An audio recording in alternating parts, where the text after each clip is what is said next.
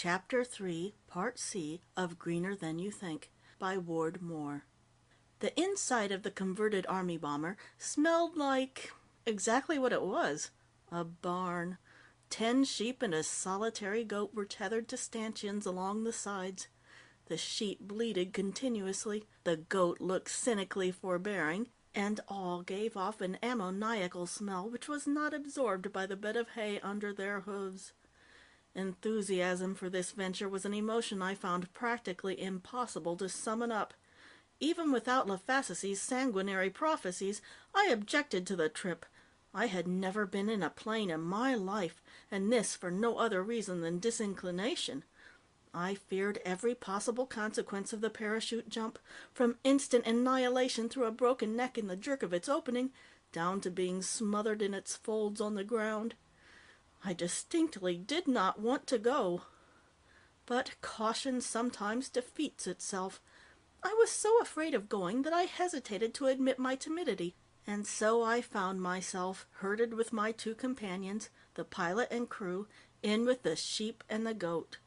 I was not resigned, but I was quiescent. Goots and the animals were not. While we waited, he went through his entire stock of tricks, including a few new ones which were not completely successful, before the cameraman, panting, arrived 10 minutes after our scheduled departure. His name was Rafe Slafe, which I thought an improbable combination of syllables, and he was so chubby in every part, you imagined you saw the smile which ought to have gone with such a face and figure. Before his breath had settled down to a normal routine, Goots had rushed upon him with an enthusiastic, "Ah, Raffaello muchacho, give to me the abrazo. Como usted, compañero?" Slafe scorned reply, pushing Goots aside with one plump hand, while with the other he tidied the sparse black hairs of his mustache, which was trimmed down to an eyebrow shading his lip. After inspecting and rejecting several identical bucket seats, he found one less to his distaste than the others, and stowed his equipment, which was extensive, requiring several puffing trips back and forth, next to it.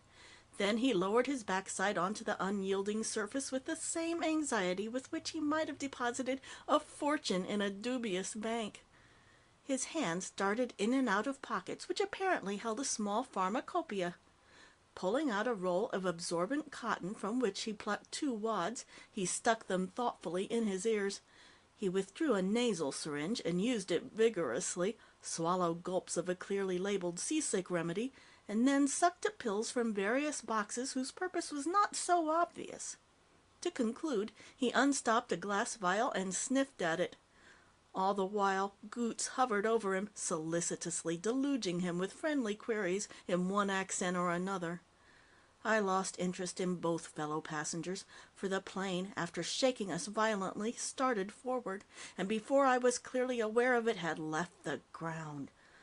Looking from the windows, I regretted my first airplane ride hadn't been taken under less trying circumstances, for it was an extraordinarily pleasant experience to see the field dwindle into a miniature of itself, and the ground beneath become nothing more than a large and highly colored relief map. To our right was the stagnant river, dammed up behind the blockading arm of grass. Leftward, downtown, the thumb of the city hall pointed rudely upward, and far beyond was the listless Pacific. Ahead, the gridiron of streets was shockingly interrupted and severed by the great green mass plumped in its center. It grew to enormous bigness, and everything else disappeared. We were over and looked down upon it, a pasture hummock magnified beyond belief, retaining its essential identity, but made ominous by its inappropriate situation and size. As we hovered above the very pinnacle, the rounded peak which poked up at us, the pilot spoke over the intercommunication system. "We will circle till the load is disposed of. First the animals will be dropped, then the equipment, finally the passengers. Is that clear?"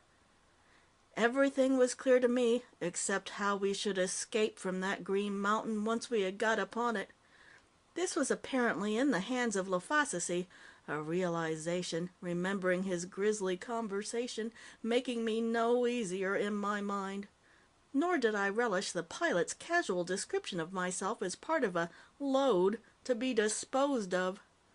Slave suddenly came to life, and after peering through a sort of lorgnette hanging around his neck, mumbling unintelligibly to himself all the while, started his camera, which went on clicking magically with no apparent help from him. Efficiently and swiftly, the crew fastened upon the helpless and bleeding sheep their parachutes, and one by one dropped them through the open bomb bay. The goat went last, and she did not bleat, but dexterously butted two of her persecutors and micturated upon the third before being cast into space. I would have foregone the dubious honor of being the first to land upon the grass, but the crew apparently had their orders. I was courteously tapped upon the shoulder. I presume the warders are polite when they enter the condemned cell at dawn. My chute was strapped upon me, and the instructions I had already read in their printed form at least 60 times were repeated verbally, so much to my confusion that when I was finally in the air I do not know to this day whether I counted 6, 60, 600, or 6,000 before jerking the ripcord. Whatever the number, it was evidently not too far wrong, for although I received a marrow-exploding shock, the parachute opened, and I floated down. But no sooner were my fears of the parachute's performance relieved than I was for the first time assailed with apprehension at the thought of my destination. The grass, the weed, the destroying body which had devoured so much was immediately below me.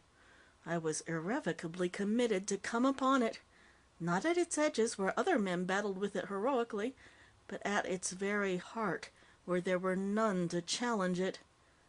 Still tormented and dejected, I landed easily and safely a few feet from the goat, and just behind the rear quarters of one of the sheep.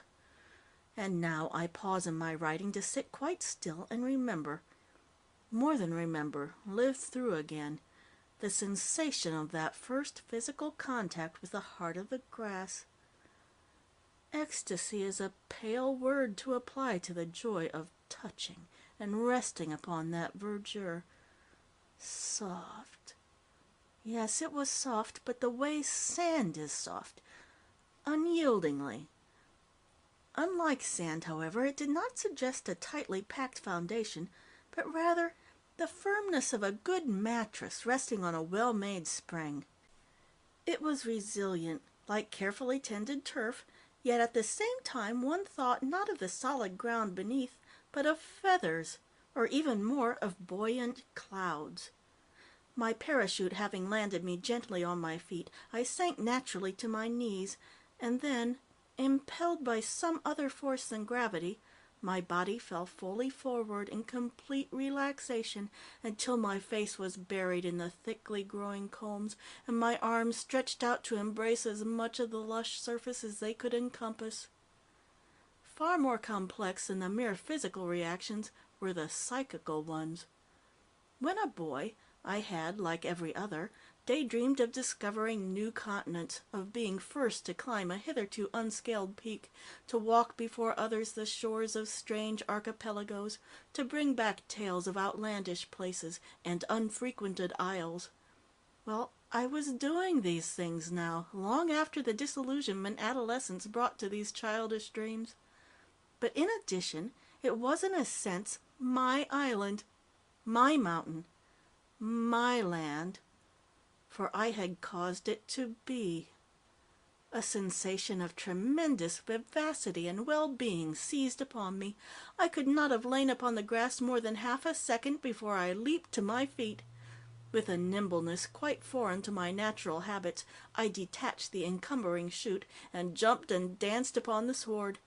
The goat regarded me speculatively through rectangular pupils, but did not offer in true capricious fashion to gambol with me. Her criticism did not stay me, for I felt absolutely free, extraordinarily exhilarated, inordinately stimulated. I believe I even went so far as to shout out loud and break into song. The descent of Slave, still solemnly recording the event, camera before him in the position of present arms, did not sober my intoxication, though circumspection caused me to act in a more conventional way. I freed him from his harness, for he was too busy taking views of the grass, the sky, the animals, and me, to perform this service for himself.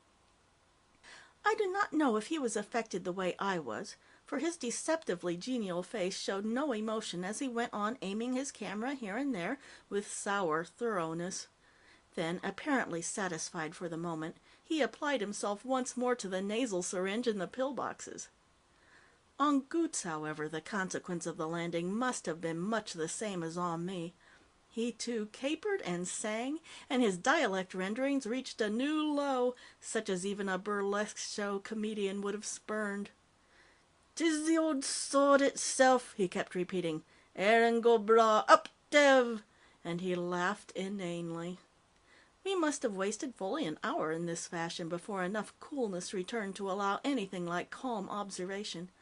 When it did, we unpacked the equipment, despite obstacles interposed by Goots, who, still hilarious, found great delight in making the various instruments disappear and reappear unexpectedly. It was quite complete, and we, or rather Slafe, recorded the thermometer and barometer readings as well as the wind direction and altitude, these to be later compared with others taken under normal conditions at the same hour. Included in the gear were telescope and binoculars. These we put to our eyes only to realize with surprise that we were located in the center of a hollow bowl, perhaps 150 or 200 feet across, and that an horizon of upsurging vegetation cut off our view of anything except the sky itself. I could have sworn we had landed on a flat plateau, if indeed the contour had not sloped upward to a cap. How, then, did we come to find ourselves in a depression? Did the grass shift like the sea it resembled? Or, incredible thought, had our weight caused us to sink imperceptibly into a soft and treacherous bed? I felt my happiness oozing away. What is man, I thought, but a pygmy trapped in a bowl, bounded by an unknown beginning and headed for a concealed destination? It was sweet to be, but whether good or evil lay in the unseen, who knew? Uneasiness, which did not quite displace my earlier buoyancy, took hold of me. The animals, in contrast, gave no signals of disquiet. They cropped at the grass without nervousness, perhaps more from habit than hunger. They did not seem to be obtaining much sustenance. Clearly, they found it hard to bite off mouthfuls of forage. Rather, they chewed sideways, like a cat, at the tough, rubbery tendrils. "I tank I want to go home. Anyways, I tank I want to get out of this hole," remarked Goots.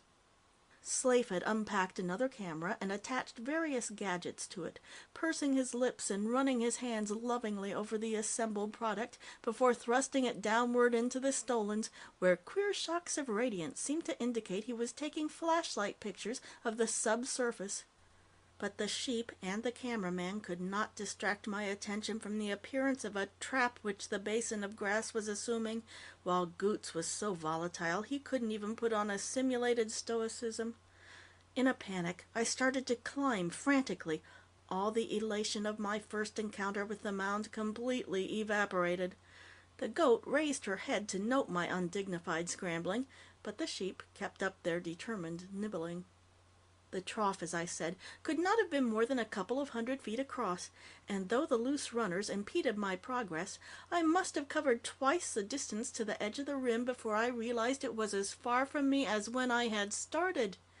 Goots, going in a direction oblique to mine, had no better success. His waving arms and struggling body indicated his awareness of his predicament. Only Slafe was undisturbed, perhaps unconscious of our efforts, for he had taken out still another camera and was lying on his back, pointing it over our heads at the boundary of grass and sky. Hysteria burned my lungs as I continued the dreamlike battle upward. Fear may have confused me, but it seemed as though the enveloping weed was now positively, rather than merely negatively, hampering me. The runners whipped around my legs in clinging spirals. The surface, always soft, now developed treacherous spots like quicksands, and while one foot remained comparatively secure, the other sank deeply, tripping me. Prone, the entangling fronds caught at my arms and neck. The green blades, no longer tender, scratched my face and smothered my useless cries for help. I sobbed childishly, knowing myself doomed to die in this awful morass. drowned in an unnatural sea. So despairing were my thoughts that I gave up all struggle and lay there weakly crying when I noticed the grass relaxing its hold. I was sinking in no further. Indeed, it seemed the lightest effort would set me free. I rose to my knees, and finally to my feet, but I was so shaken by my battle I made no attempt to continue forward, but stood gazing around me, marveling that I was still, if only for a few more moments, alive. "Belly be long, you walk about too much, eh? Him fella look, no got belly." Goots had given up his endeavor to reach the rim, and apparently struggled all the way over to impart, if I understood his bêche de mer, this absurd and self-evident piece of information. "This is hardly a time for levity," I rebuked him coldly. "Couldn't think of a better. Reality is escaped through one flippancy or another. Rafe has his," he waved his hand toward the still industrious cameraman, "and I have mine. I bet W.R. has a telescope or a periscope or a spectroscope somehow trained on us right now, and we'll see to it the rescue party arrives 10 minutes after all life is extinct." To tell the truth, I'd forgotten our expedition was but a stunt initiated by the Daily Intelligencer to rebound to its greater publicity. Here in this isolate cup, it was difficult to conceive of an anterior existence. I thought of myself as in some strange manner indigenous to and part of the weed. To recall now that we were here purposefully, that others were concerned with our venture, and that we might reasonably hope for succor, extricated me from my subjective entanglement with the grass much as the relaxation of my body a short while before freed me from its physical bonds. I looked hopefully at the empty sky. Of course we would get help at any moment. Once more my spirits were raised. There was no point in trying to get out of the depression now, seeing we could as easily be rescued from one portion of the grass as from another. Again the grass was soft and pleasant to touch, and Slate's preoccupation with his pictures no longer seemed either eccentric or heroic, but rather proper and sensible. Like Alice in the Red Queen, since we had given up trying to reach a particular spot, we found ourselves able to travel with comparative ease. We inspected Slate's activities with interest, and responded readily to his autocratic gestures, indicating positions and poses we should take in order to be incorporated in his record. But our gaiety was again succeeded by another period of despondency. We repeated all our antics, struggles, and despair. Again I fought madly against the enmeshing weed, and again I gave myself up to death, only to be revived in the moment of my resignation. The cameraman was still untouched by the successive waves of fear and joyfulness.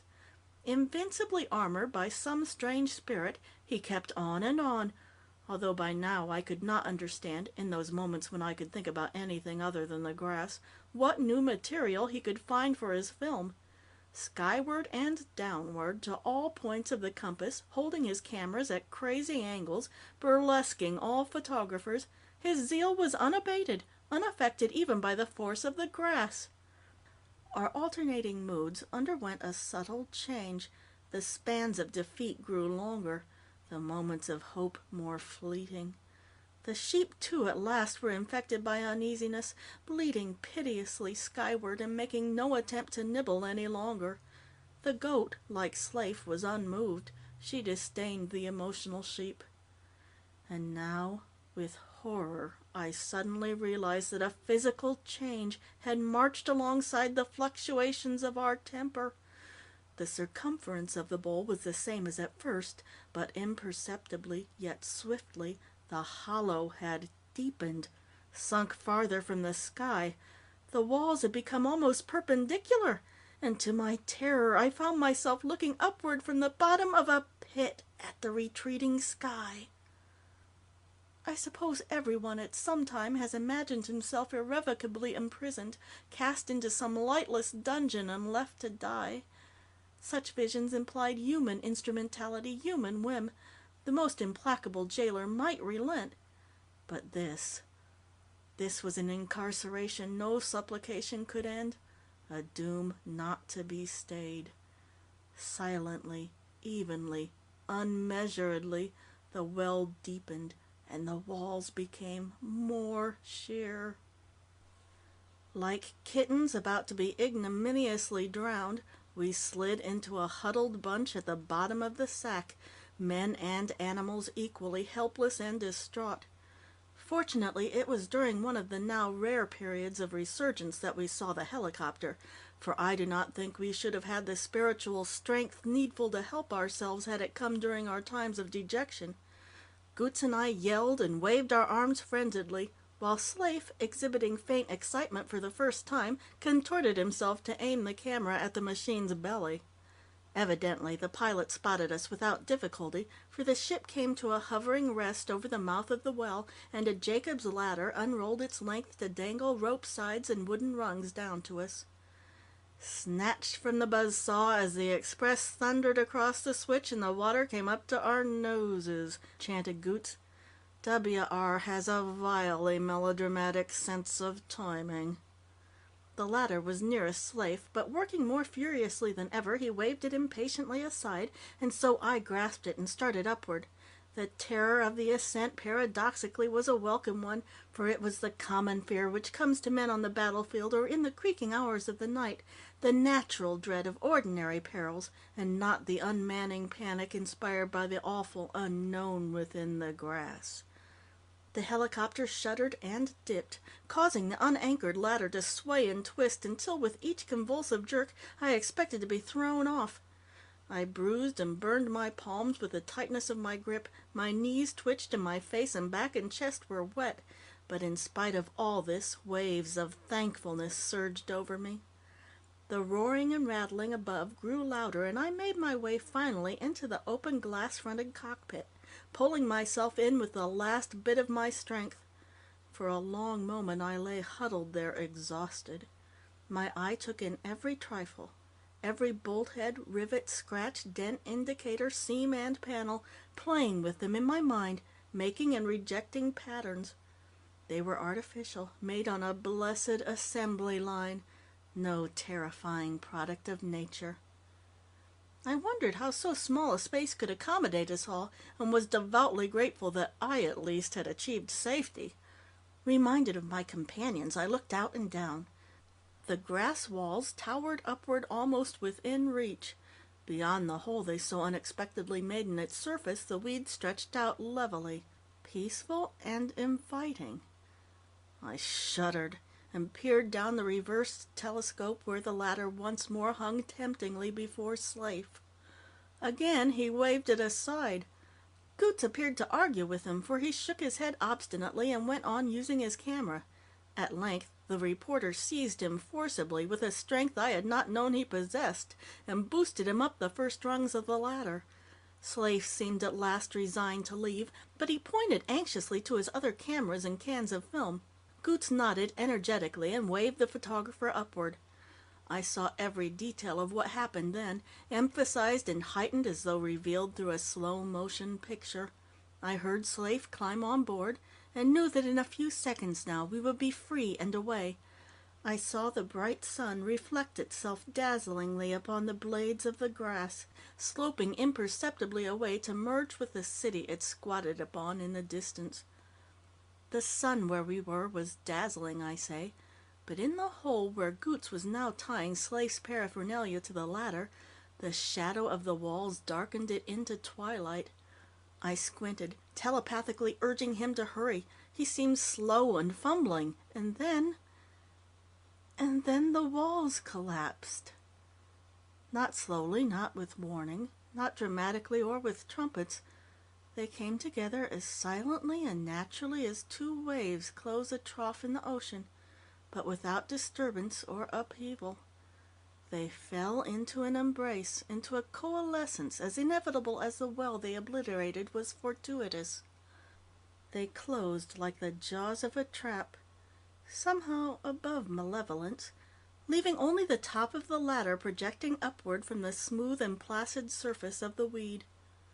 Whether in some involuntary recoil the pilot pressed a wrong control, or whether the action of the grass itself snatched the ladder from the ship, I don't know. But that last bit attached to the machine was torn free and fell upon the green. It was the only thing to mark the spot where the bull which had held us had been, and it lay, a brown and futile tangle of rope and wood, a helpless speck of artifice on an imperturbable mass of vegetation. End of Chapter 3, Part C.